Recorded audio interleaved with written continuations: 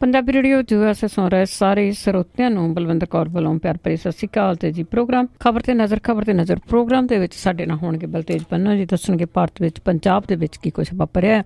ਖਬਰਾਂ ਤੇ ਝਾਤ ਮਾਰਾਂਗੇ। ਖਬਰਾਂ ਤੋਂ ਪਹਿਲਾਂ ਧੰਨਵਾਦ ਕਰਨਾ ਚਾਹੁੰਦੇ ਸਾਡੇ ਸਪਾਂਸਰ ਦਾ, ਜਿਨ੍ਹਾਂ ਨੇ ਇਸ ਪ੍ਰੋਗਰਾਮ ਨੂੰ ਸਪਾਂਸਰ ਕੀਤਾ, ਸਭ ਤੱਕ ਪਹੁੰਚਾਇਆ।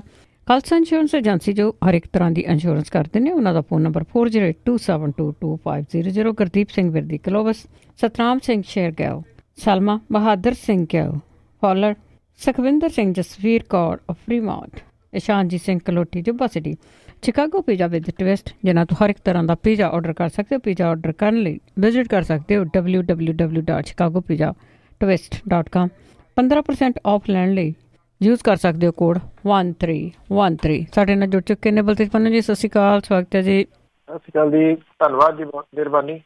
ਤੇ ਜੀ ਸਭ ਤੋਂ ਪਹਿਲਾਂ ਆਪਾਂ CBI ਦੀ ਗੱਲ ਕਰਦੇ ਹਾਂ। ਪਿੰਜਰੇ ਦਾ ਤੋਤਾ, ਜਿਸ ਨੂੰ ਕਾਫੀ ਟਾਈਮ ਤੋਂ ਇਹ ਨਾਂ ਹੀ ਦਿੱਤਾ ਗਿਆ ਹੈ, ਉਸਨੇ ਮਾਲਕਾਂ ਨੂੰ ਵਕਤ ਪਾਇਆ। ਬਿਲਕੁਲ ਜੀ, ਐਕਚੁਅਲੀ ਇਹ ਜਿਹੜਾ ਜੀ ਗਲੇ ਦੀ ਹੱਡੀ ਬਣਦਾ ਜਾ ਰਿਹਾ ਜੀ, ਜਿਹੜਾ ਮਾਮਲਾ ਇਹ CBI ਦਾ ਸਰਕਾਰ ਦੇ ਵਾਸਤੇ, ਕੇਂਦਰ ਦੀ ਸਰਕਾਰ ਦੇ ਵਾਸਤੇ।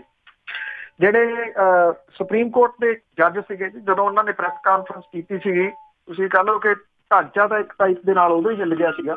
ਔਰ ਹੁਣ ਜਿਹੜਾ ਜੀ CBI ਦਾ ਇਹ ਮਾਮਲਾ ਜਿਹੜਾ ਜੀ ਸਾਹਮਣੇ ਆਉਣ ਤੋਂ ਬਾਅਦ ਲੱਗ ਰਿਹਾ ਜੀ ਕਿ ਕਿਹੋ ਜਿਹੀ ਪਕੜ ਜਿਹੜੀ ਹੈ ਜੀ ਉਹ ਸਰਕਾਰ ਦੇ ਉੱਤੇ ਹੋਊਗੀ ਜੀ। ਔਰ ਇਹ ਅੱਧੀ ਰਾਤ ਨੂੰ ਕੀਤਾ ਗਿਆ ਸਾਰਾ ਜਿਹੜਾ ਫੇਰ ਬਦਲ ਸੀਗਾ ਜੀ, ਉਹਨੇ ਕਈ ਸਵਾਲ ਖੜੇ ਕਰ ਦਿੱਤੇ ਆ। ਏਦਾਂ ਕਦੀ ਪਹਿਲਾਂ ਨਹੀਂ ਹੋਇਆ ਕਿ ਰਾਤ 1:30 ਵਜੇ ਜਿਹੜੇ ਦਫ਼ਤਰ ਨੇ ਉਹਨਾਂ ਨੂੰ ਸੀਲ ਕਰ ਦਿੱਤਾ ਜਾਵੇ। ਉੱਥੇ ਜਿਹੜੇ ਅਫਸਰ ਨੇ ਮੇਨ ਜਿਹੜੇ ਉਹਨਾਂ ਨੂੰ ਛੁੱਟੀ ਦੇ ਉੱਤੇ ਜਬਰੀ ਭੇਜ ਦਿੱਤਾ ਜਾਵੇ, ਜਿਹੜੇ ਕਿ ਸੁਪਰੀਮ ਕੋਰਟ ਦੇ ਵਿੱਚ ਚਲੇ ਗਏ। ਸ਼ੁੱਕਰਵਾਰ ਦਾ ਦਿਨ ਜਿਹੜਾ ਜੀ ਅਹਿਮ ਹੋਊਗਾ। ਸੁਪਰੀਮ ਕੋਰਟ ਇਹਦੇ ਉੱਤੇ ਆਪਣਾ ਫੈਸਲਾ ਦਊਗੀ। ਇਹਨਾਂ ਅਲੋਕ ਵਰਮਾ ਜਿਹੜੇ ਗਏ ਨੇ ਜੀ ਇੱਥੇ ਸੁਪਰੀਮ ਕੋਰਟ ਦੇ ਵਿੱਚ ਉਸ ਮਾਮਲੇ ਦੇ ਉੱਤੇ। ਜਿਹੜੇ ਐਕਚੁਅਲੀ ਜਿਹੜੀ CBI ਹੈ ਜੀ, ਇਹ ਪ੍ਰਾਈਮ ਮਿਨਿਸਟਰ ਆਫਿਸ ਦੇ ਅੰਡਰ ਹੁੰਦੀ ਹੈ। ਪ੍ਰਾਈਮ ਮਿਨਿਸਟਰ ਦੇ ਆਫਿਸ ਜਾਂ ਪ੍ਰਾਈਮ ਮਿਨਿਸਟਰ ਦੇ ਅੰਡਰ ਜਿਹੜੀ ਹੁੰਦੀ ਹੈ, ਇਹਦੇ ਉੱਤੇ ਜਿਹਦਾ ਆ ਕੇ ਜਵਾਬ ਦੇਣਾ ਬਣਦਾ ਸੀ, ਉਹਦੇ ਵੱਲੋਂ ਤਾਂ ਕੋਈ ਜਵਾਬ ਜਿਹੜਾ ਜੀ ਉਹ ਨਹੀਂ ਦਿੱਤਾ ਗਿਆ। ਇਹ ਇੱਕ ਨਵੀਂ ਪ੍ਰੈਕਟਿਸ ਜਿਹੜੀ ਹੈ ਨਾ ਜੀ, ਉਹ ਸਰਕਾਰ ਦੇ ਵਿੱਚ ਜਿਹੜੀ ਮੌਜੂਦਾ ਸਰਕਾਰ ਆ, ਜਿਉਂ ਸ਼ੁਰੂ ਹੋਈ ਆ ਉਦੋਂ ਤੋਂ ਚੱਲ ਰਹੀ ਆ। ਜਿਹੜੇ ਪ੍ਰਧਾਨ ਮੰਤਰੀ ਨੇ ਉਹ ਸਿਰਫ ਰੇਡੀਓ ਦੇ ਉੱਤੇ ਮਨ ਕੀ ਬਾਤ ਕਰਦੇ ਆ। ਉਹ ਮੂਹਰੇ ਆ ਕੇ ਪ੍ਰੈਸ ਦੇ ਉਹਨਾਂ ਨੇ ਇੱਕ ਸਿੰਗਲ ਵੀ ਪ੍ਰੈਸ ਕਾਨਫਰੰਸ ਜਿਹੜੀ ਹੈ ਜੀ ਉਹ ਨਹੀਂ ਕੀਤੀ। ਜਦੋਂ ਉਹ ਫਸਦੇ ਆ ਤੇ ਕਿਸੇ ਨੂੰ ਫੜ ਕੇ ਮੂਹਰੇ ਕਰ ਦਿੱਤਾ ਜਾਂਦਾ ਜੀ, ਕਦੀ ਕਿਸੇ ਨੂੰ ਫੜ ਲਿਆ, ਕਦੀ ਕਿਸੇ ਨੂੰ ਫੜ ਲਿਆ। ਇਸ ਮਾਮਲੇ ਦੇ ਵਿੱਚ ਜਿਹੜੇ ਫਾਈਨੈਂਸ ਮਿਨਿਸਟਰ ਨੇ ਉਹਨਾਂ ਨੂੰ ਪ੍ਰੈਸ ਕਾਨਫਰੰਸ ਦੇ ਵਾਸਤੇ ਜਿਹੜਾ ਜੀ ਉਹ ਤੋੜ ਦਿੱਤਾ, ਜਦੋਂ ਕਿ ਫਾਈਨੈਂਸ ਮਿਨਿਸਟਰ ਦੀ ਪ੍ਰੈਸ ਕਾਨਫਰੰਸ ਕਰਨੀ ਬਣਦੀ ਹੋਈ ਨਹੀਂ ਸੀ ਜੀ। ਪ੍ਰੈਸ ਕਾਨਫਰੰਸ ਤਾਂ ਕਰਨੀ ਬਣਦੀ ਸੀ ਜਿਹਦੇ ਅੰਡਰ ਜਿਹੜਾ ਜੀ CBI ਆਉਂਦੀ ਹੈ। ਪਰ ਜੋ ਚੱਲ ਰਹੀ ਹੈ ਜੀ ਪ੍ਰੈਕਟਿਸ, ਉਹਦੇ ਤਹਿਤ ਹੀ ਕਿ ਜਵਾਬ ਨਾ ਦੇਣਾ ਪਏ। ਜਦੋਂ ਫਸੇ ਚੁੱਪ ਕਰਕੇ ਇੱਕ ਕੱਛੂ ਕੁੰਮਾ ਹੈ ਜੀ, ਉਹਨੂੰ ਜਦੋਂ ਖਤਰਾ ਮਹਿਸੂਸ ਹੁੰਦਾ ਧੌਣ ਅੰਦਰ ਕਰ ਲੈਂਦਾ, ਤੇ ਜਦੋਂ ਖਤਰਾ ਟਲ ਜਾਂਦਾ ਫਿਰ ਧੌਣ ਬਾਹਰ ਕੱਢ ਕੇ ਫੇਰ ਤੁਰਨਾ ਜਿਹੜਾ ਜੀ ਉਹ ਸ਼ੁਰੂ ਕਰ ਦਿੰਦਾ। ਇਸੇ ਤਰੀਕੇ ਦੇ ਜਿਹੜੀ ਜੀ ਇਹ ਚੱਲ ਰਹੀ ਹੈ ਸੈਂਟਰ ਦੇ ਵਿੱਚ। ਔਰ CBI ਦੇ ਇਸ ਪਏ ਖਿਲਾਰੇ ਤੋਂ ਬਾਅਦ ਸਰਕਾਰ ਨੂੰ ਜਵਾਬ ਦੇਣਾ ਔਖਾ ਹੋ ਗਿਆ। ਜਿਹੜਾ ਫਾਈਨੈਂਸ ਮਿਨਿਸਟਰ ਹੋਰਾਂ ਨੇ ਜਵਾਬ ਦਿੱਤੇ ਉਹ ਕੋਈ ਜਵਾਬ ਨਹੀਂ ਗੇ ਨਾ। ਉਹਦੇ ਨਾਲ ਜਿਹੜਾ ਜੀ ਉਹ ਸਵਾਲ ਉਹ ਛੋਟੇ ਹੋਏ ਆ, ਬਲਕਿ ਇਹ ਸਵਾਲ ਵੱਡੇ ਖੜੇ ਹੋ ਗਏ। ਸਰਕਾਰ ਕੋਲ ਇਸ ਗੱਲ ਦਾ ਕੋਈ ਜਵਾਬ ਨਹੀਂ ਗਾ ਕਿ ਕੀ Alok Varma prime minister office ਦੇ ਅੰਦਰ ਜਿਹੜੀਆਂ ਰਫਾਲ ਡੀਲ ਦੇ ਨਾਲ ਸੰਬੰਧਿਤ ਫਾਈਲਾਂ ਨੇ ਉਹਨਾਂ ਤੱਕ ਪਹੁੰਚ ਗਏ ਸੀ, ਜਿਹਦੇ ਕਰਕੇ ਇਹ ਸਾਰਾ ਕੁਝ ਕੀਤਾ ਗਿਆ ਜੀ। ਦੇਖੋ, ਪ੍ਰਧਾਨ ਮੰਤਰੀ ਦਾ ਕਿਸੇ ਵੀ ਚੀਜ਼ ਲਈ ਜਵਾਬ ਦੇ ਨਹੀਂ। ਤੇ ਅੱਗੇ ਆਪਾਂ ਮੀਟੂ ਮੁਹਿੰਮ ਦੀ ਗੱਲ ਕਰੀਏ, ਕੈਪਟਨ ਸਰਕਾਰ ਤੱਕ ਵੀ ਇਸ ਦਾ ਸੇਕ ਪਹੁੰਚਿਆ। ਐਕਚੁਅਲੀ ਮਾਮਲਾ ਤਾਂ ਇਹ ਕੁਛ ਹਫ਼ਤੇ ਪੁਰਾਣਾ ਹੈ, ਪਰ ਇੱਕ ਵਾਰੀ ਮੱਗ ਗਿਆ ਹੁਣ ਜਿਹੜਾ ਜੀ ਆ ਕੇ। ਇਹ ਕਿਹਾ ਜਾਂਦਾ ਹੈ ਕਿ ਇੱਕ ਮੰਤਰੀ ਜਿਹੜੇ ਮੌਜੂਦਾ ਸਰਕਾਰ ਦੇ ਵਾਸਤੇ ਕਈ ਵਾਰੀ ਮੁਸ਼ਕਲਾਂ ਤਾਂ ਖੜੀਆਂ ਕਰਦੇ ਰਹਿੰਦੇ ਆ। ਉਹ 21-22 MLA ਲੈ ਕੇ ਦਿੱਲੀ ਵੀ ਜਾ ਬੈਠੇ ਸੀਗੇ ਜਦੋਂ ਇਹ ਮੰਤਰੀ ਮੰਡਲ ਦੇ ਵਿੱਚ ਵਾਧਾ ਜਿਹੜਾ ਜੀ ਹੋ ਕੇ ਹਟਿਆ ਸੀ। ਸਾਡੇ ਨਾਲ ਬਹੁਤ ਧੱਕਾ ਹੋਇਆ।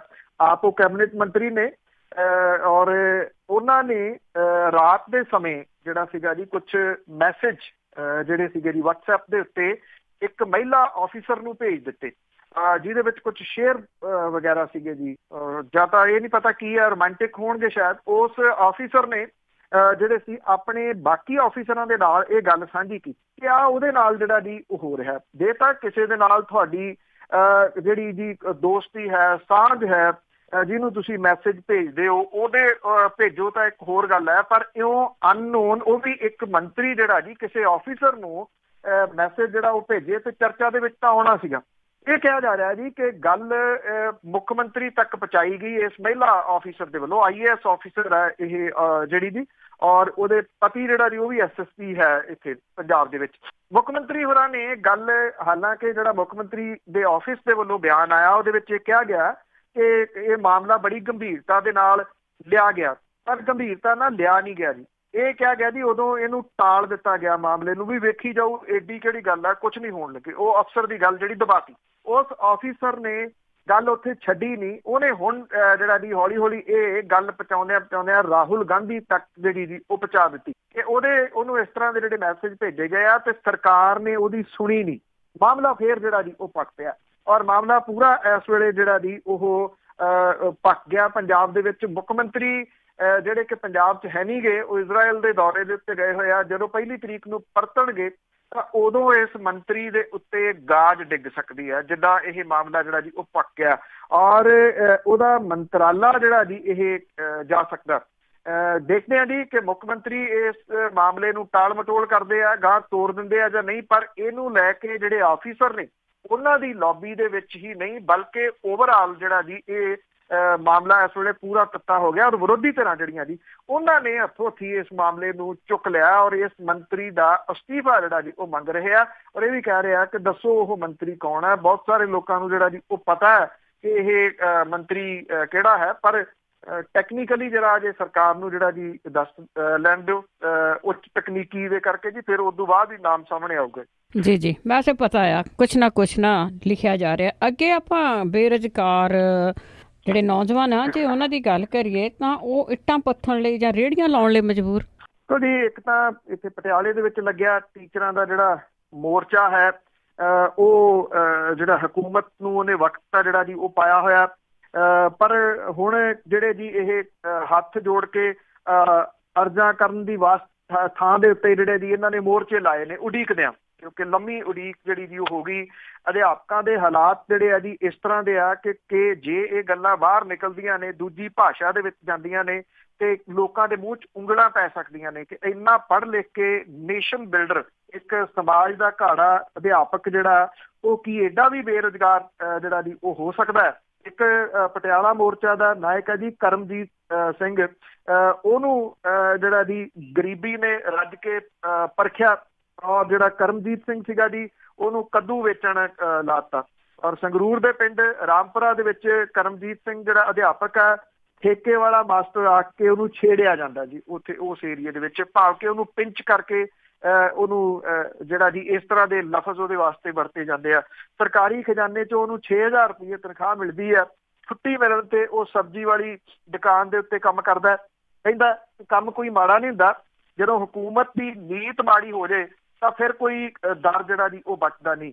MSc ਜੀਓਗ੍ਰਾਫੀ ਨੈਟ ਕਲੀਅਰ ਉਹਨੇ ਕੀਤਾ, ਨਾਲ ਹੀ ਟੈਟ ਪਾਸ ਕੀਤਾ, ਹਰ ਕਲਾਸ ਪਹਿਲੇ ਦਰਜੇ 'ਚ ਕੀਤੀ। ਉਹਦੀ ਮੁੱਢਲੀ ਤਨਖਾਹ ਘਰ ਦਾ ਤੋਰਾ ਨਹੀਂ ਤੋਰ ਸਕੀ, ਸਕੂਲੋਂ ਛੁੱਟੀ ਮਗਰੋਂ ਸਬਜ਼ੀ ਵੇਚਣ ਲੱਗ ਗਿਆ। 11 ਮਹੀਨੇ ਤੋਂ ਹੁਣ ਤਨਖਾਹ ਨਹੀਂ ਮਿਲੀ।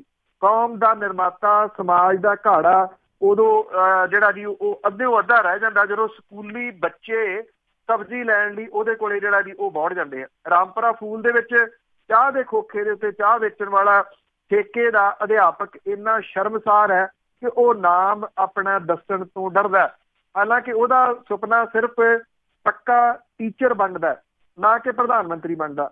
ਮੋਗੇ ਦੇ ਰੌਕੇ ਕਲਾਂ ਦੇ ਸਕੂਲ ਦੇ ਵਿੱਚ ਇੱਕ ਅਧਿਆਪਕ ਜਿਹੜਾ ਜੀ ਹੈ ਉਹ ਜਗਜੀਤ ਸਿੰਘ, ਉਹਨੇ ਜੀਓਗ੍ਰਾਫੀ ਦੇ ਵਿੱਚ ਪੂਰੇ 11 ਵਾਰੀ ਨੈਟ ਤੇ 4 ਵਾਰੀ ਟੈਟ ਜਿਹੜਾ ਜੀ ਉਹ ਕਲੀਅਰ ਕੀਤਾ।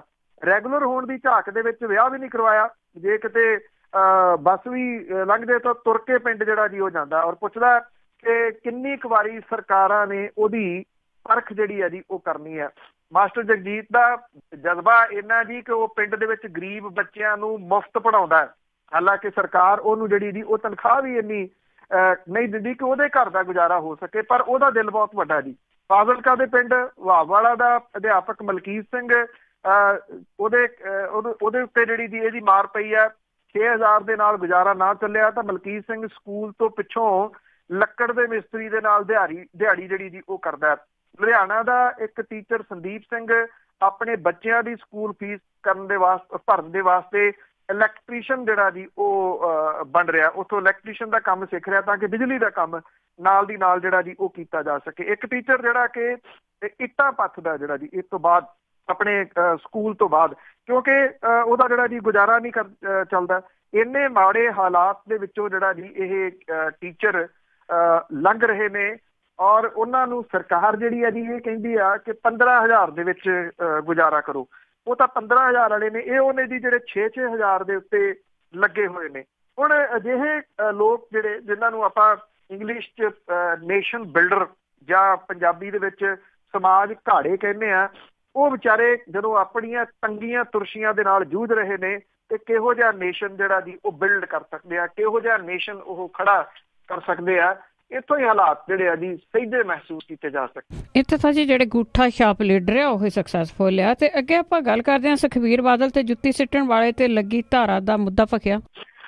ਨਹੀਂ ਇਹ ਕਿਉਂਕਿ ਤੁਹਾਨੂੰ ਯਾਦ ਹੋਣਾ ਜਦੋਂ ਮੁੱਖ ਮੰਤਰੀ ਹੁੰਦੇ ਸਨ ਪ੍ਰਕਾਸ਼ ਸਿੰਘ ਬਾਦਲ ਹੁਰੀ, ਉਹਨਾਂ ਤੇ ਜੁੱਤੀ ਸੁੱਟੀ ਨਹੀਂ ਮਾਰੀ ਗਈ ਸੀ, ਉਹਨਾਂ ਦੀ ਐਨਕ ਜਿਹੜੀ ਆ ਜੀ ਉਹ ਟੁੱਟ ਗਈ ਸੀ, ਭਾਵ ਕਿ ਉਹ ਜੁੱਤੀ ਵੱਜੀ ਸੀ। ਉਦੋਂ ਪਿਛਲੇ ਦਿਨ ਹੀ ਸਜ਼ਾ ਹੋਈ 2 ਸਾਲ ਦੀ ਉਸ ਵਿਅਕਤੀ ਨੂੰ।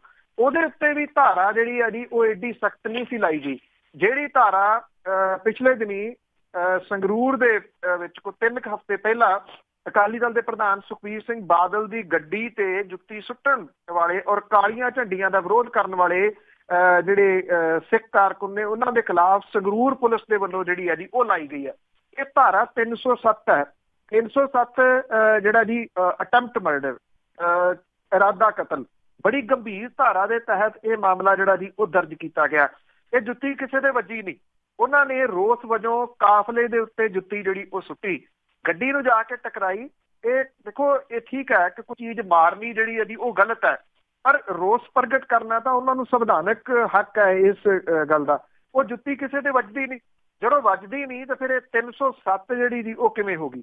ਇਹਨੂੰ ਲੈ ਕੇ ਜਿਹੜਾ ਜੀ ਅੱਜ ਅਕਾਲੀ ਦਲ ਅੰਮ੍ਰਿਤਸਰ ਜਿਹੜਾ ਜੀ ਉਹ ਡਿਪਟੀ ਕਮਿਸ਼ਨਰ ਦਫ਼ਤਰ ਦੇ ਅੱਗੇ ਧਰਨਾ ਵੀ ਜਿਹੜਾ ਜੀ ਉਹ ਦੇਊਗਾ ਔਰ ਜਿਹੜੀਆਂ ਵੱਖ-ਵੱਖ ਸਿਆਸੀ ਪਾਰਟੀਆਂ ਦੇ ਵਿਰੋਧੀ ਧਿਰਾਂ ਉਹ ਇਸ ਮਸਲੇ ਦੇ ਉੱਤੇ ਸਰਕਾਰ ਦੀ ਖਿਚਾਈ ਕਰ ਰਹੀਆਂ ਨੇ ਔਰ ਨਾ ਸਿਰਫ ਖਿਚਾਈ ਕਰ ਰਹੀਆਂ ਨੇ ਬਲਕਿ SSP ਨੂੰ ਵੀ ਸੰਗਰੂਰ ਦੇ ਨੂੰ ਉਹ ਮਿਲ ਰਹੀਆਂ ਨੇ ਔਰ ਮਿਲ ਕੇ ਕਹਿ ਰਹੀਆਂ ਨੇ ਕਿ 307 ਧਾਰਾ ਕਿਸੇ ਵੀ ਹਾਲਤ ਦੇ ਵਿੱਚ ਇਹਨਾਂ ਦੇ ਉੱਤੇ ਜਿਹੜਾ ਉਹ ਬਣਦੀ ਨਹੀਂ। ਪੁਲਿਸ ਅਜੇ ਤਸ ਤੋਂ ਮਸ ਜਿਹੜੀ ਦੀ ਉਹ ਨਹੀਂ ਹੋ ਰਹੀ। ਸਵਾਲ ਇਹ ਆ ਕਿ ਇੰਨਾ ਕੁਝ ਪੰਜਾਬ ਦੇ ਵਿੱਚ ਹੋਇਆ ਜਿਹਦੇ ਕਰਕੇ ਇਹ ਵਿਰੋਧ ਹੋ ਰਿਹਾ। ਉਦੋਂ ਤਾਂ ਅਜਿਹੀਆਂ ਧਾਰਾਂ ਦੇ ਤਹਿਤ ਜਿਹੜਾ ਜੀ ਉਹਨਾਂ ਲੋਕਾਂ ਦੇ ਖਿਲਾਫ ਇਹਨਾਂ ਨੇ ਮਾਮਲੇ ਦਰਜ ਨਹੀਂ ਕੀਤੇ ਜਿਹੜੇ ਲੋਕ ਅਜਿਹੀਆਂ ਘਟਨਾਵਾਂ ਦੇ ਵਾਸਤੇ ਦੋਸ਼ੀ ਸੀਗੇ ਤੇ ਇਹਨਾਂ ਦੇ ਵਾਸਤੇ ਸਿਰਫ ਵਿਰੋਧ ਕਰਨ ਵਾਲਿਆਂ ਦੇ ਵਾਸਤੇ ਜਿਹੜਾ ਜੀ ਇਹਨਾਂ ਜਿਹੜਾ ਹਾਲਾਤ ਬਣਾ ਦੇਣ ਕਿ ਇਰਾਦਾ ਕਤਲ ਵਰਗੀ ਧਾਰਾ ਜਿਹੜੀ ਜੀ ਉਹ ਖੜੀ ਹੋ ਜਾਏ। ਸਵਾਲ ਤਾਂ ਖੜੇ ਹੋ ਰਹੇ। ਜੀ ਬਿਲਕੁਲ। ਤਾਂ ਅੱਗੇ ਜੇ ਆਮ ਆਦਮੀ ਪਾਰਟੀ ਦੀ ਗੱਲ ਕਰੀਏ ਤਾਂ ਏਕਤਾ ਦੇ ਅਸਾਰ ਮੰਦ ਪਏ ਤੇ ਖਹਿਰਾ ਕਹਿੰਦਾ ਮੈਂ ਨਹੀਂ ਮਾਨੂੰ। ਬਿਲਕੁਲ ਜੀ, ਕਹਾਣੀ ਜਿਹੜੀ ਹੈ ਜੀ ਉਹ ਉੱਥੇ ਹੀ ਆ ਕੇ ਫਿਰ ਜਿਹੜੀ ਆ ਉਹ ਖੜੀ ਹੋ ਗਈ ਆ ਜਿੱਥੋਂ ਤੁਰੀ ਸੀਗੀ। 2 ਦਿਨ ਪਹਿਲਾਂ ਦੋਏ ਧੜੇ ਜਿਹੜੇ ਉਹ ਇਕੱਠੇ ਹੋਏ ਸੀਗੇ, ਗੱਲਬਾਤ ਹੋਈ। ਇਹ ਕਿਹਾ ਗਿਆ ਬਾਹਰ ਆ ਕੇ ਕਿ ਚੰਗੇ ਮਾਹੌਲ ਦੇ ਵਿੱਚ ਗੱਲਬਾਤ ਹੋਈ ਆ। ਉਹਦੀ ਰਿਕਾਰਡਿੰਗ ਜਿਹੜੀ ਆ ਉਹ ਵੀਡੀਓ ਦੇ ਰੂਪ ਦੇ ਵਿੱਚ ਪਈ ਆ। ਇਹ ਵੀ ਕਿਹਾ ਗਿਆ ਕਿ ਚੰਗੇ ਮਾਹੌਲ 'ਚ ਹੋਈ ਆ। ਕੁਛ ਗੱਲਾਂ ਦੇ ਉੱਤੇ ਅਜੇ ਸਹਿਮਤੀ ਨਹੀਂ ਬਣੀ। ਉਹਨਾਂ ਨੇ ਜਿਹੜੇ ਵੀ ਮਸਲੇ ਦੱਸੇ ਆ ਤੇ ਜਿਹੜਾ ਇਹਨਾਂ ਨੇ ਗੱਲ ਆਖੀ ਕਿ ਉਹ ਆਪਣੇ ਬਾਕੀ ਜਿਹੜੇ ਮੈਂਬਰ ਨੇ ਉਹਨਾਂ ਦੇ ਨਾਲ ਵਿਚਾਰ ਕਰਕੇ ਇਹਦੇ ਉੱਤੇ ਦੱਸਣਗੇ। ਇਹ ਕਿਹਾ ਜਾ ਰਿਹਾ ਹੈ ਕਿ ਜਿੱਦਣ ਇਹ ਮੀਟਿੰਗ ਹੋਈ ਆ ਅੰਦਰ ਇਹ ਗੱਲ ਵੀ ਹੋਈ ਦੋਨਾਂ ਧੜਿਆਂ ਦੇ ਵਿਚਾਲੇ ਕਿ ਕੋਈ ਮੀਡੀਆ ਦੇ ਵਿੱਚ ਨਹੀਂ ਜਿਹੜੀ ਜੀ ਗੱਲ ਕਰੂਗਾ ਇਸ ਮਸਲੇ ਦੇ ਉੱਤੇ, ਬਲਕਿ ਅਜੇ ਮੀਡੀਆ ਦੇ ਸਾਹਮਣੇ ਜਾਣ ਤੋਂ ਇਲਾਵਾ ਅਗਲੀ ਮੀਟਿੰਗ ਤੱਕ ਇੰਤਜ਼ਾਰ ਜਿਹੜਾ ਜੀ ਉਹ ਕੀਤਾ ਜਾਊਗਾ ਤਾਂ ਕਿ ਗੱਲ ਕਿਸੇ ਤਣ ਪੱਤਣ ਲਾਈ ਜਾ ਸਕੇ। ਮੀਟਿੰਗ ਤੋਂ ਨਿਕਲ ਤੋਂ ਬਾਅਦ ਜਦੋਂ ਦੋਏ ਧੜੇ ਜਿਹੜੇ ਜੀ ਗਏ ਤੇ ਸੁਖਪਾਲ ਸਿੰਘ ਖਹਿਰਾ ਜਿਹੜੇ ਨੇ ਉਹ ਆਪਣੇ ਫੇਸਬੁੱਕ ਦੇ ਉੱਤੇ ਲਾਈਵ ਹੋ ਗਏ ਕਿਉਂਕਿ ਜਿਹੜੀ ਪੇਸ਼ੈਂਸ ਆ ਨਾ ਜੀ ਉਹ ਬੜੀ ਜ਼ਰੂਰੀ ਹੁੰਦੀ ਹੈ ਰਾਜਨੀਤੀ ਦੇ ਵਿੱਚ, ਖਾਸ ਤੌਰ ਦੇ ਉੱਤੇ ਜਿਹੜਾ ਤੁਰੰਤ ਰਿਐਕਟ ਕਰਨਾ ਇਹੀ ਅਸਲ ਦੇ ਵਿੱਚ ਬਹੁਤੀ ਵਾਰੀ ਜਿਹੜਾ ਨਾ ਜੀ ਉਹ ਸਮੱਸਿਆ ਦਾ ਕਾਰਨ ਬਣਦਾ। ਤੇ ਤੁਰੰਤ ਰਿਐਕਟ ਫਿਰ ਸੁਖਪਾਲ ਸਿੰਘ ਖਹਿਰਾ ਹੋਰਾਂ ਨੇ ਕੀਤਾ ਔਰ ਉਹਨਾਂ ਨੇ ਇਹ ਗੱਲ ਜਿਹੜੀ ਜੀ ਲਾਈਵ ਹੋ ਕੇ ਕਹਿਤੀ ਕਿ ਅਸੀਂ ਜਿਹੜਾ ਜੀ ਇਹਨਾਂ ਸਮਝੌਤਿਆਂ ਨੂੰ ਨਹੀਂ ਮੰਨਦੇ। ਇਹ ਜਿਹੜੀਆਂ ਜੀ ਕਿਉਂ ਕੀਤੀਆਂ ਗਈਆਂ ਨੇ, ਜਿਹੜੀਆਂ ਉਹਨਾਂ ਨੇ ਨਿਯੁਕਤੀਆਂ ਕੀਤੀਆਂ ਨੇ। ਜਿਹੜੇ ਕੰਵਰ ਸੰਧੂਰੀ ਨੇ ਉਹ ਵੀ ਕੱਲ ਜਿਹੜਾ ਜੀ ਪ੍ਰੈਸ ਦੇ ਮੂਹਰੇ ਚਲੇ ਗਏ। ਔਰ ਉਹਨਾਂ ਨੇ ਵੀ ਇਹ ਗੱਲਾਂ ਜਿਹੜੀਆਂ ਦੀ ਕਹੀਆਂ ਕਿ ਗੱਲ ਜਿਹੜੀ ਕਿਸੇ ਸਿਰੇ ਲੱਗਦੀ ਨਹੀਂ, ਜਦੋਂ ਕਿ ਅਮਰ ਸੰਧੂ ਹੁਰੀ ਵੀ ਉਸ ਮੀਟਿੰਗ ਦੇ ਤੋਂ ਬਾਹਰ ਜਿਹੜਾ ਜੀ ਆ ਕੇ ਬੋਲ ਰਹੇ ਸਨ ਕਿ ਚੰਗੇ ਮਾਹੌਲ ਦੇ ਵਿੱਚ ਹੋਈ ਹੈ ਤੇ ਅਸੀਂ ਅਗਲੀ ਮੀਟਿੰਗ ਤੱਕ ਇੰਤਜ਼ਾਰ ਜਿਹੜਾ ਜੀ ਉਹ ਕਰਾਂਗੇ। ਇਹ ਕਿਹਾ ਜਾ ਰਿਹਾ ਜੀ ਕਿ ਅੰਦਰ ਮੀਟਿੰਗ ਦੇ ਗੱਲ ਜਿਹੜੀ ਇਹ ਆਖੀ ਗਈ ਕਿ ਸਾਡਾ ਕੱਦ-ਬੁੱਤ ਜਿਹੜਾ ਜੀ ਬਹੁਤ ਵੱਡਾ ਹੋ ਗਿਆ। ਖਹਿਰਾ ਤੁਹਾਡੇ ਨੇ ਇਹ ਗੱਲ ਕੀਤੀ ਤੇ ਸੁਖਪਾਲ ਸਿੰਘ ਖਹਿਰਾ ਹੋਰਾਂ ਨੂੰ ਪ੍ਰਧਾਨ ਬਣਾਓ ਪਾਰਟੀ ਦਾ, ਔਰ ਜਿਹੜੇ ਹਰਪਾਲ ਸਿੰਘ ਚੀਮਾ ਹੋਰੀ ਨੇ ਉਹਨਾਂ ਨੂੰ ਅਹੁਦੇ ਤੋਂ ਲਾ ਦਿਓ ਜਿਹੜਾ ਵਿਰੋਧੀ ਧਿਰ ਦੇ ਨੇਤਾ ਵਜੋਂ। ਜਿੰਨਾ ਢਾਂਚਾ ਬਣਾਇਆ ਉਹ ਸਾਰੇ ਦਾ ਸਾਰਾ ਭੰਗ ਕਰ ਦਿਓ ਔਰ ਨਵੇਂ ਸਿਰੋਂ ਜਿਹੜਾ ਜੀ ਉਹ ਬਣਾਓ। ਸ਼ਾਇਦ ਕਿਸੇ ਵੀ ਹਾਲਤ ਦੇ ਵਿੱਚ ਜਿਹੜਾ ਜੀ ਜਿਹੜਾ ਇਹ ਧੜਾ ਹੈ ਦੂਸਰਾ ਉਹ ਇਸ ਗੱਲ ਨੂੰ ਨਹੀਂ ਮੰਨੂਗਾ ਕਿ ਢਾਂਚਾ ਭੰਗ ਕਰ ਦਿੱਤਾ ਜਾਵੇ।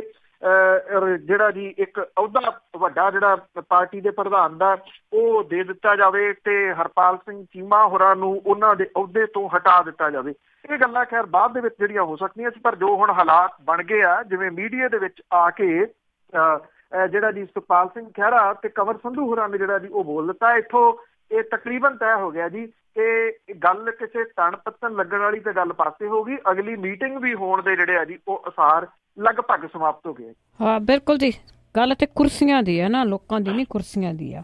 ਤੇ ਅੱਗੇ ਮਿੱਠੂ ਮਦਾਨ ਤੇ ਨਵਜੋਤ ਕੌਰ ਸਿੱਧੂ ਦੀ ਜੇ ਗੱਲ ਕਰੀਏ ਤੇ ਉਹਨਾਂ ਦੇ ਖਿਲਾਫ ਸ਼ਿਕਾਇਤ ਦਰਜ ਉਹਦੀ ਇਹ ਜਿਹੜਾ ਜੀ ਮਾਮਲਾ ਦਰਜ ਕੀਤਾ ਗਿਆ ਜੀ, ਇਹ ਸ਼ਿਕਾਇਤ ਦਰਜ ਹੋਈ ਹੈ, ਮਾਮਲਾ ਨਹੀਂ ਅਜੇ ਦਰਜ ਹੋਇਆ ਜੀ।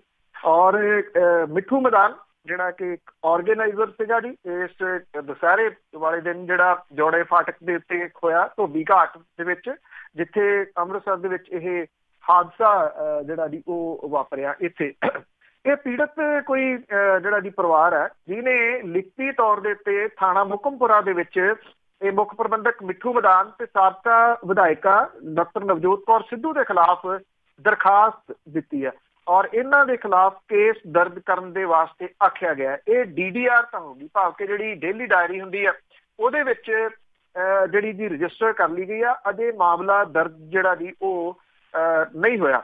ਇਹ ਕਹਿ ਰਹੇ ਨੇ ਜਿਹੜੇ ਥਾਣੇ ਦੇ ਮੁਖੀ ਕਿ ਇਹਦੇ ਸੰਬੰਧੀ ਸ਼ਿਕਾਇਤ ਚੱਲ ਰਹੀ ਹੈ, ਜਾਂਚ ਮੁਕੰਮਲ ਹੋਣ ਤੋਂ ਬਾਅਦ ਇਹ ਮਾਮਲਾ ਜਿਹੜਾ ਜੀ ਉਹ ਦਰਜ ਕੀਤਾ ਜਾਊਗਾ। ਉਧਰ ਜਿਹੜਾ ਮਿੱਠੂ ਮਦਾਨ ਹੈ ਉਹ ਜਿਹੜਾ ਜੀ 5 ਦਿਨ ਤੋਂ ਬਾਅਦ ਹਾਦਸੇ ਤੋਂ 5 ਦਿਨ ਤੋਂ ਬਾਅਦ ਜਿਹੜਾ ਜੀ ਆਪਣੇ ਘਰ ਪਰਤਿਆ ਔਰ ਉਹਨੇ ਇਹ ਗੱਲ ਜਿਹੜੀ ਦੀ ਆਖੀ ਕਿ ਨਵਜੋਤ ਕੌਰ ਸਿੱਧੂ ਹੋਰੀ ਹਾਦਸਾ ਜਿਹੜਾ ਜੀ ਹੋਣ ਤੋਂ ਪਹਿਲਾਂ ਉੱਥੋਂ ਜਾ ਚੁੱਕੇ ਸਨ। ਉਹਨੇ ਕਿਹਾ ਕਿ ਜਦੋਂ ਇਹ ਹਾਦਸਾ ਹੋਇਆ ਤੇ ਕਿਸੇ ਨੇ ਉਹਨੂੰ ਦੱਸਿਆ ਕਿ 2-4 ਮੁੰਡੇ ਜਿਹੜੇ ਜੀ ਉਹ ਥੱਲੇ ਆ ਗਏ ਟ੍ਰੇਨ ਦੇ। ਉਹ ਕਹਿੰਦਾ ਫੇਰ ਇਹ ਪਤਾ ਲੱਗਿਆ ਕਿ 12-13 ਜਾਣੇ ਜਿਹੜੇ ਉਹ ਥੱਲੇ ਆਏ ਆ ਤੇ ਜਿਹੜੀ ਭੀੜ ਹੈ ਉਹ ਬੜੀ ਗੁੱਸੇ ਦੇ ਵਿੱਚ ਹੈ ਤੇ ਉਹ ਸਟੇਜ ਵੱਲ ਨੂੰ ਵੱਧ ਰਹੀ ਹੈ। ਉਹ ਕਹਿੰਦਾ ਉਹ ਡਰ ਗਿਆ ਕਿ ਭੀੜ ਕਿਤੇ ਆ ਕੇ ਉਹਨੂੰ ਨਾ ਘੇਰ ਲਏ, ਜਿਹਦੇ ਕਰਕੇ ਉਹ ਉੱਥੋਂ ਭੱਜ ਗਿਆ ਔਰ ਇਸ ਕਰਕੇ ਜਿਹੜਾ ਜੀ ਉਹ ਰੂਪੋਸ਼ ਰਿਹਾ। ਹੁਣ ਪੁਲਿਸ ਨੇ ਉਹਨੂੰ ਸੁਰੱਖਿਆ ਪ੍ਰਦਾਨ ਕੀਤੀ ਹੈ ਕਿਉਂਕਿ ਉਹਦੇ ਘਰ ਦੇ ਉੱਤੇ ਭੀੜ ਨੇ ਜਿਹੜਾ ਜੀ ਉਹ ਇੱਟਾਂ ਪੱਥਰ ਮਾਰ ਦਿੱਤੇ ਸੀ ਪਿਛਲੇ ਦਿਨੀ ਔਰ ਪੁਲਿਸ ਨੇ ਉਹਦੀ ਸੁਰੱਖਿਆ ਨੂੰ ਇਸ ਕਰਕੇ ਕੀਤੀ ਤਾਂ ਕਿ ਭੀੜ ਉਹਦੇ ਉੱਤੇ ਜਿਹੜੀ ਜੀ ਉਹ ਹਮਲਾ ਨਾ ਕਰੇ। ਵੇਖਣਾ ਇਹ ਹੈ ਜੀ ਕਿ ਜਿਹੜੀ ਇਹ ਸ਼ਿਕਾਇਤ ਦਰਜ ਕੀਤੀ ਗਈ ਹੈ ਕਿ ਇਹ ਮਾਮਲਾ ਦਰਜ ਹੁੰਦਾ ਜਾਂ ਨਹੀਂ।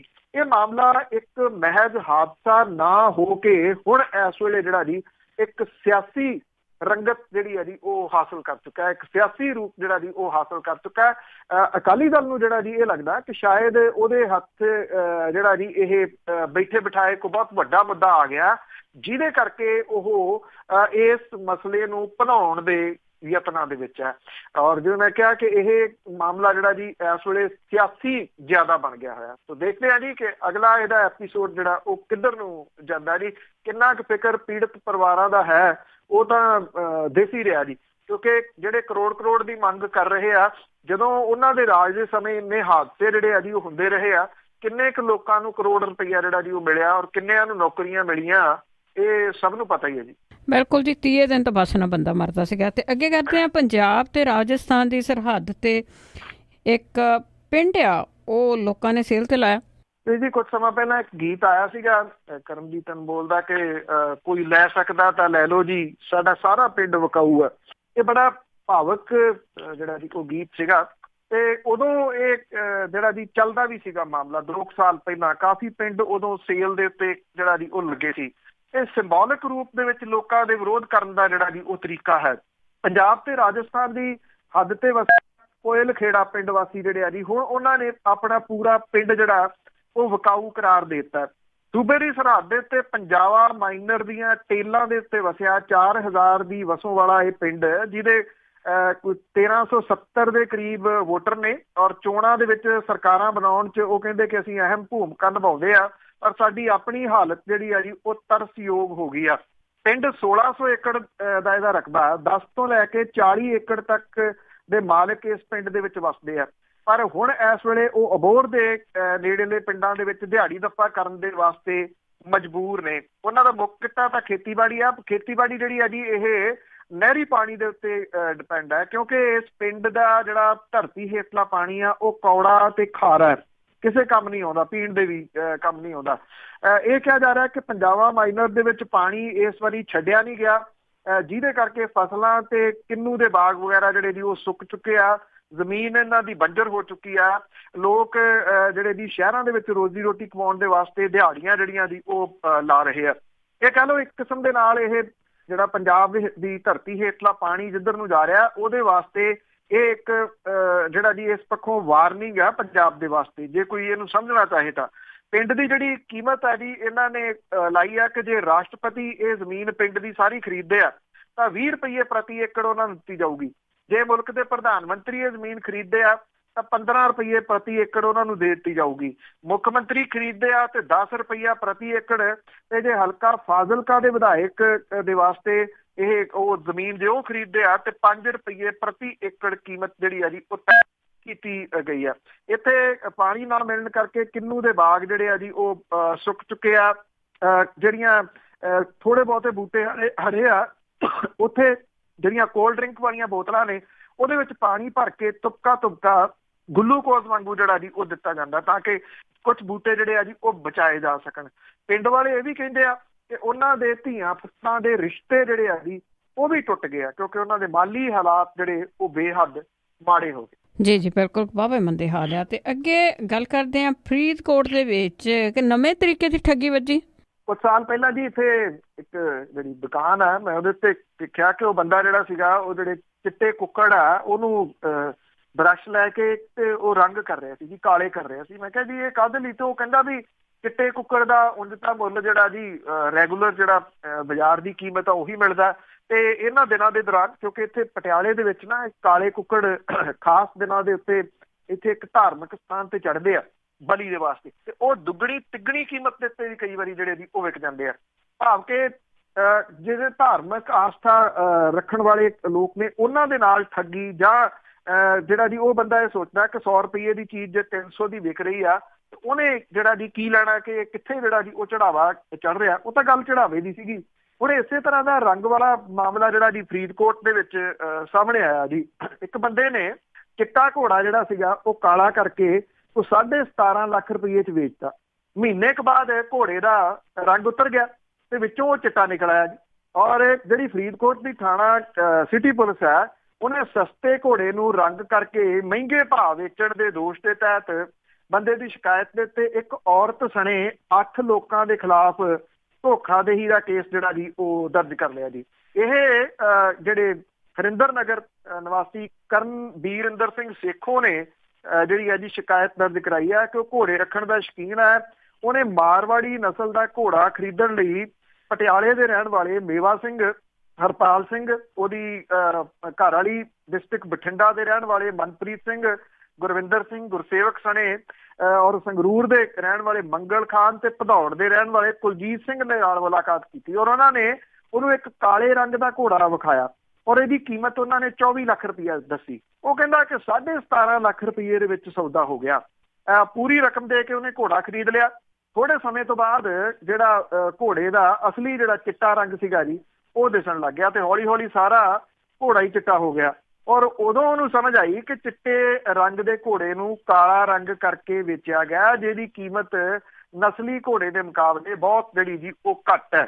ਔਰ ਇਹ ਕਿਹਾ ਜਾ ਰਿਹਾ ਜੀ ਕਿ ਪੁਲਿਸ ਦੇ ਵੱਲੋਂ ਵੀ ਕਿ ਲੰਮੇ ਸਮੇਂ ਤੋਂ ਘੋੜੇ ਵੇਚਣ ਦੇ ਨਾਂ ਦੇ ਹੇਠ ਇਹ ਲੋਕ ਜਿਹੜੇ ਆ ਜੀ ਉਹ ਠੱਗੀ ਥੋੜੀ ਜਿਹੜੀ ਜੀ ਉਹ ਕਰ ਰਹੇ ਆ ਔਰ ਇਹਨਾਂ ਦੇ ਖਿਲਾਫ ਹਰਿਆਣਾ ਉੱਤਰ ਪ੍ਰਦੇਸ਼ ਰਾਜਸਥਾਨ ਤਾਮਿਲਨਾਡੂ ਸਣੇ ਦੂਜੇ ਸੂਬਿਆਂ ਦੇ ਵਿੱਚ ਧੋਖਾਦਹੀ ਦੇ ਮਾਮਲੇ ਜਿਹੜੇ ਆ ਜੀ ਉਹ ਦਰਜ ਆ ਜੀ। ਇਹ ਕਿਹਾ ਜਾ ਰਿਹਾ ਕਿ ਇਹਦੇ ਤੋਂ ਪਹਿਲਾਂ 2016 ਦੇ ਵਿੱਚ ਸਾਬਕਾ ਉਪ ਮੁੱਖ ਮੰਤਰੀ ਤੇ ਅਕਾਲੀ ਦਲ ਦੇ ਪ੍ਰਧਾਨ ਸੁਖਬੀਰ ਸਿੰਘ ਬਾਦਲ ਦੇ ਸਟੱਡ ਫਾਰਮ ਦੇ ਨਾਂ ਤੇ ਵੀ ਘੋੜਾ ਕਾਰੋਬਾਰੀਆਂ ਦੇ ਨਾਲ ਜਿਹੜੀ ਹੈ ਜੀ ਉਹ ਠੱਗੀ ਹੋ ਚੁੱਕੀ ਆ। ਅਕਸਰ ਪਹਿਲਾਂ ਸੁਣਿਆ ਹੋਊਗਾ ਜੀ ਕਿ ਗੱਡੀਆਂ ਜਿਹੜੀਆਂ ਉਹਨਾਂ ਦੇ ਰੰਗ ਬਦਲ ਕੇ ਲੋਕ ਵੇਚ ਦਿੰਦੇ ਹੁੰਦੇ ਸੀ। ਇੱਥੇ ਹੁਣ ਜਿਹੜੇ ਜਾਨਵਰ ਨੇ ਉਹਨਾਂ ਦੇ ਰੰਗ ਹੀ ਜਿਹੜੇ ਜੀ ਉਹ ਵੇਚ ਕੇ ਤੇ ਲੋਕ ਠੱਗੀ ਕਰ ਰਹੇ ਆ। ਹੋ ਸਕਦਾ ਕੱਲ ਨੂੰ ਇਹ ਮਾਮਲਾ ਸਾਹਮਣੇ ਆਵੇ ਕਿ ਕਿਸੇ ਨੇ ਜਿਹੜੀ ਕਾਲੀ ਮੱਝ ਆ ਉਹ ਚਿੱਟੀ ਕਰਕੇ ਵੇਚਤੀ ਹੈ। ਉਹ ਪਤਾ ਨਹੀਂ, ਸ਼ਾਇਦ ਮੰਤਰੀ ਵੀ ਇਸੇ ਤਰ੍ਹਾਂ ਵੇਚਦੇ ਨੇ। ਬਹੁਤ ਬਹੁਤ ਧੰਨਵਾਦ ਬਲਤੇਜ ਪੰਨੂ ਜੀ। ਮਿਹਰਬਾਨੀ ਜੀ, ਧੰਨਵਾਦ ਜੀ। ਸਤਿ ਸ਼੍ਰੀ ਅਕਾਲ ਜੀ। ਤੇ ਸਰੋਤੇ ਸਨ ਬਲਤੇਜ ਪੰਨੂ ਜੋ ਸਾਡੇ ਨਾਲ ਜੁੜਦੇ ਨੇ, ਕਰਦੇ ਨੇ ਖਬਰਾਂ।